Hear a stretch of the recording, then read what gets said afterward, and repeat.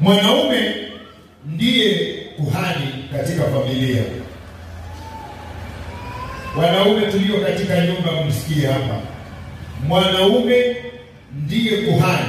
Kazi ya kuhani ni gani? Moja, kuhani ni mwombezi. Bwana asifiwe. Kuhani ni nani?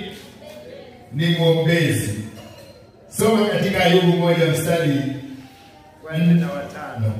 Ayubu 1 mstari wa 4 na 5. Neno la Mungu linasema, nao wanawe huenda na kufanya karamu katika nyumba ya kila mmoja wao kwa siku yake.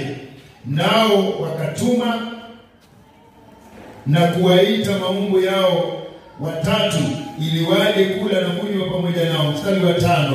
Basi ilikuwa hapo hizo siku za karamu zao zilipokuwa zimetimia, Ayubu hutuma kwao akawatakasa, kisha akaamka asubuhi na mapema na kusongeza sadaka za kuteketezwa kama hesabu yao wote ilivyokuwa. Kwani Ayubu alisema, yumkini kwamba hawa wanangu wamefanya dhambi na kumkufuru Mungu mioyoni mwao. Ndivyo alivyofanya Ayubu siku zote. Bwana asifiwe. Baba aliye katika nyumba, baba ni mwombezi. Haleluya. Baba ni mwombezi. Baba anawaombea wanawe. Baba anawaombea wanawe.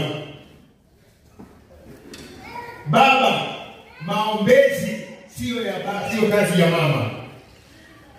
Kazi ya kuombea familia yako ni kazi ya baba.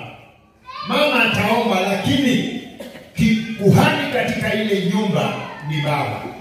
Tunapewa mfano mzuri wa huyu baba ambaye wanawe walikuwa tajiri, na wale watoto wake walikuwa wanafanya sherehe kila siku, kila wakati wanakutana katika mojawapo ya nyumba zao, na wanaalika maumbu zao waje washerehekee pamoja. Sasa wakati wako katika kusherehekea, baba yao hayuko huko. Sasa kila siku alikuwa kishamaliza, alikuwa anachukua sadaka za kuteketezwa, anachukua dhabihu na maombi, anaenda mbele za Bwana akiwaombea na kuungama dhambi zao, akisema yamkini wanaweza kuwa wamemkufuru Mungu. Yaani baba ndiye anaangalia maslahi ya kiroho ya familia yake. Haleluya. Baba, usiwakatie familia yako tamaa eti kwa sababu unaona wanaenda hivi wanaenda hivi.